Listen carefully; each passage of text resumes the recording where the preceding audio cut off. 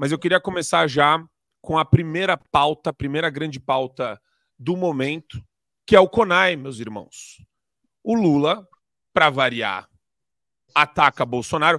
Bolsonaro, eu gostei dessa expressão, primeira vez que eu ouvi. Bolsonaro alugou um triplex na cabeça do Lula e não sai.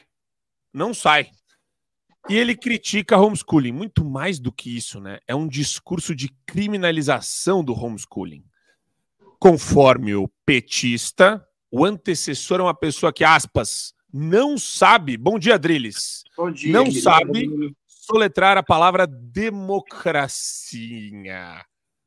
Ainda segundo Lula, as pessoas passaram a sentir falta da democracia depois de 2018, quando ele foi eleito uma pessoa, segundo o Lula, pouco desejável.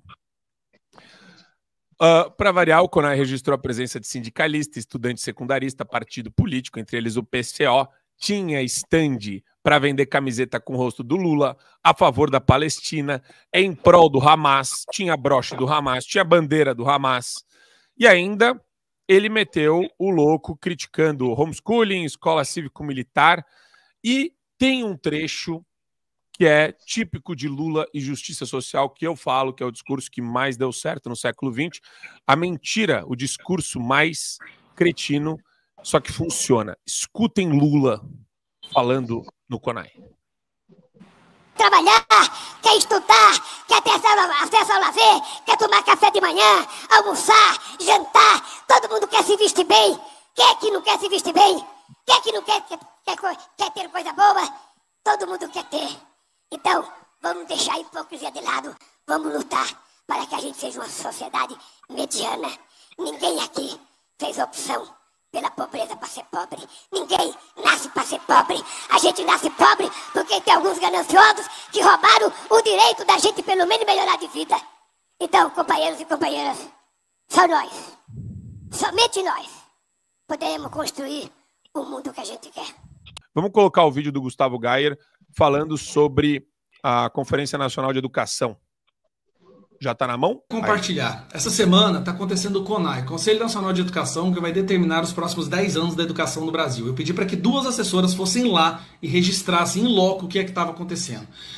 Karl Marx, socialismo, Paulo Freire, mas isso não era o pior. O pior era venda de cachaça e isso que você vai assistir aqui agora. Se a gente não reverter, se a gente não impedir isso, a gente vai ter que tirar os nossos filhos da escola.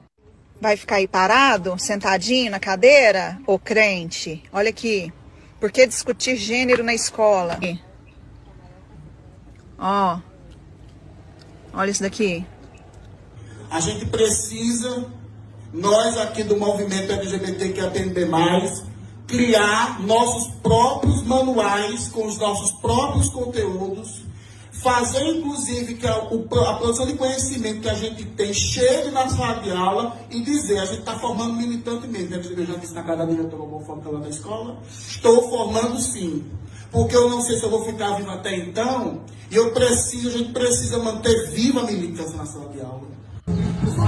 Isso que não pode faltar no seu kit democrático. Não pode. Brochezinho apoio ao Hamas. É isso, ó. Nunca foi conspiracionismo ou intolerância da direita. Eles querem realmente destruir a mente dos nossos filhos. Preste atenção, gente. Botam de apoio a Hamas, um grupo terrorista. Compartilhe esse vídeo. Quero aproveitar e jogar para o Cogos ainda mais um vídeo feito na CONAI, né? Que é a Conferência Nacional de Educação, de gritos entoados pela militância. Paulo Cogos, eu fico imaginando você lá no meio. Eu queria muito ver o Cogos no meio da CONAI. Eu pagaria uma passagem para o Cogos ir para a CONAI. Coloca aí o vídeo da militância, Cogos. Cogos não, né? Politizeiro, né? Na cara do bonitinho. Ô, seca subaqueira, para com isso, pelo amor de Deus. Eu vou comprar XP. Ah, agora você tá bonito. Jamais eu prometer colocar mais. Cogos, a gente fala muito sobre o fato disso ser uma luta de longo prazo, mas que as medidas para a gente começar a ver alguma coisa acontecer tem que ser feita, devem ser realizadas no curto prazo, meu amigo. Exatamente. Nós temos uma guerra cultural de longo prazo a ser travada, sem dúvida, isso eu concordo plenamente com a Adriles. Mas alguma coisa tem que ser feita no curto prazo. E é aí que entra, meu caro Marco Antônio, a economia política. A economia política não pode ser desprezada. E, lamentavelmente, a direita tem desprezado a economia política. A direita fala muito, e fala muito bem, em valores, em uma cultura tradicional, em uma restauração da fé do povo brasileiro, que para mim é a coisa mais importante que existe, mas tudo vai passar no que tange ao curto prazo material pela economia política. E o que a economia política vai nos dizer é o seguinte: toda vez que o Estado controlar a educação, ele vai instrumentalizá-la para a manutenção do seu próprio poder. Então não existe nenhuma possibilidade de um Estado que controle os currículos, que tenha um Ministério da Educação, promover um debate saudável na escola e promover a capacidade dos alunos de questionar a existência e o escopo do Estado. Então ele sempre vai emburrecer as massas para que elas não questionem esse poder do Estado, para que elas sequer tenham a capacidade imaginativa de elaborar soluções de mercado. E aí elas vão depositando tudo na mão do Estado. Esse debate acadêmico é sempre estatizante. Quando eu estava na faculdade de economia, uma faculdade de coxinha, de burguês, ainda assim eles não conseguiam pensar fora do Estado. E aí, quando falava, qual que é a sua solução para a educação? Privatiza, corta imposto e desregulamenta. Não, mas e as políticas públicas? E como é que o Estado não vai fazer nada? O Estado não tem que se misturar com a educação. As pessoas achavam que eu era louco. Agora, não adianta você querer que a educação seja dada segundo os preceitos pedagógicos corretos, em vez de Paulo Freire você colocar lá Hugo de São Vítor.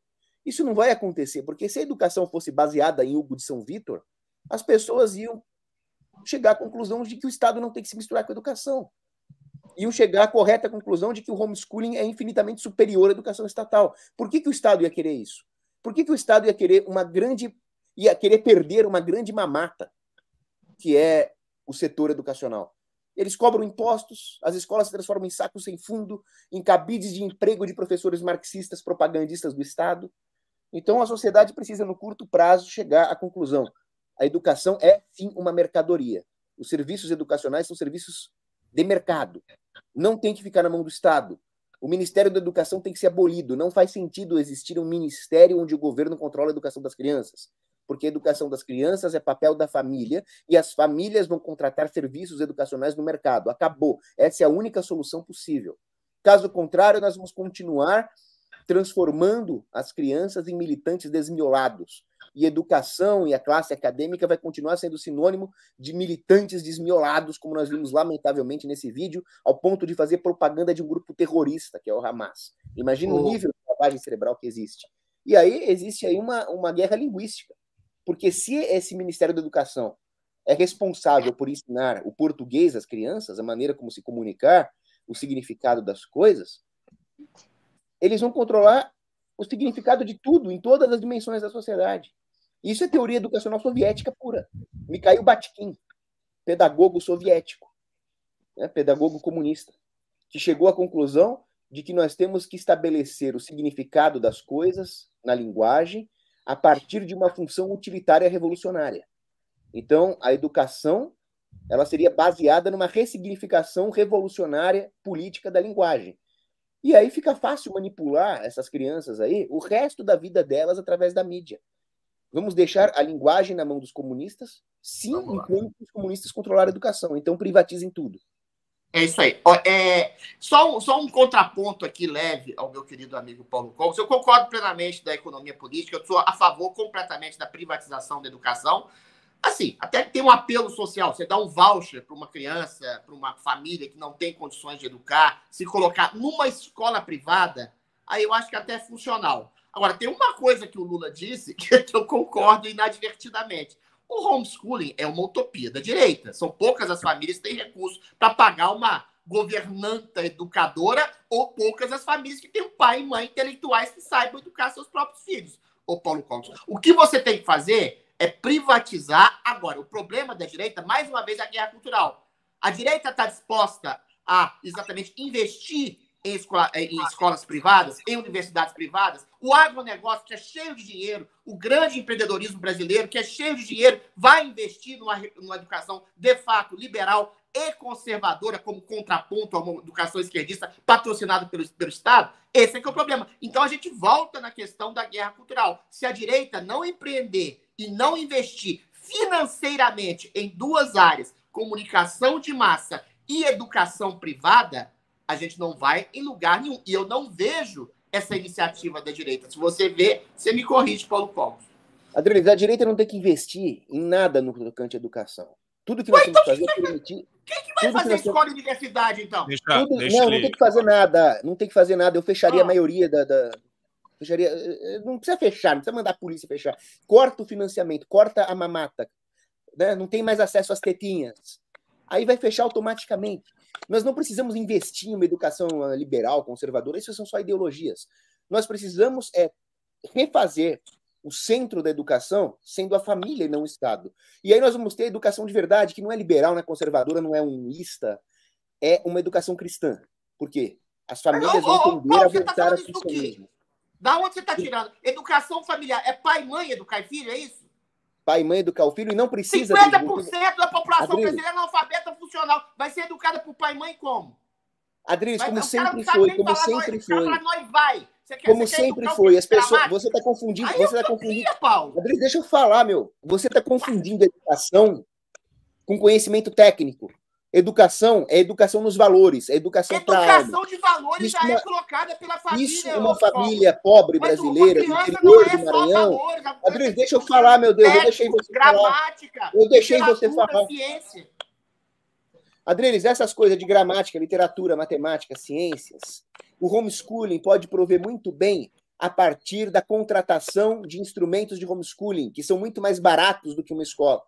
Então, qualquer família poderia contratar isso. Existiriam líderes comunitários para isso, existiria padres para isso, existiria pessoas que iriam na casa das famílias pobres para isso. Não precisa que cada pai seja um conhecedor dessas matérias. É só deixar o mercado livre e elas terão educação da mesma forma que elas têm toalhinha de mesa, aquelas toalhinhas de botar no botijão. A escola é uma das maiores criações da cultura moderna, o Cogos. E cria socialização, cria contraponto, cria professores, o ensino sistematizado. Eu acho que você prescindir de um investimento que seja conservador, investimento financeiro, que seja conservador, que seja liberal, que venha do agronegócio, que venha de outras áreas, que são exatamente empreendedores que vêm de uma economia liberal e vêm de uma cultura liberal, seria o ideal. Isso de estabelecer nas mãos da família é uma coisa meio medieval, desculpa, Paulo, mas você voltar... Sim, é medieval, onde surgiu a verdadeira educação, onde surgiram os grandes pedagogos, os grandes filósofos. Eu queria... Adriles, só segurar um pouco. A gente vai precisar rodar a pauta, mas eu acho que existe um debate válido no homeschooling, né, na educação doméstica, que não pode ser deixado de lado, pelo contrário, porque envolve a autonomia da família, e dá para conciliar, obviamente, com a descentralização do MEC e eventual extinção do MEC. Vamos lá. A gente tem aqui... Eu queria saber de onde vem esse financiamento que o Adriles está falando tanto. De empresário, filho, agronegócio, empreendedor. Então você está concordando comigo? Um investimento em educação privada no Brasil, eu acho que é um crime. O homeschooling eu acho maravilhoso, enquanto utopia. Agora você tem um Brasil da maioria de analfabeto funcional, o cara não sabe nem somar 2 e 2, vai ensinar o quê pro filho dele? Ensina que Jesus é legal, que Deus é legal, mas isso já existe. Isso. Já existe esse ensino de valor. Aí o cara chega lá na escola patrocinada pelo Estado, o menino vai ser ensinado com ideologia de gênero e que o agronegócio é ruim. Então são frentes que você não pode prescindir. Eu preciso... comigo que o empresário pode financiar instrumentos de homeschooling, beleza. Assine o Fio Diário. Assim você vai ter acesso integral ao programa completo Adriles sobre tudo, além de outros diversos programas na nossa plataforma. Assine aí.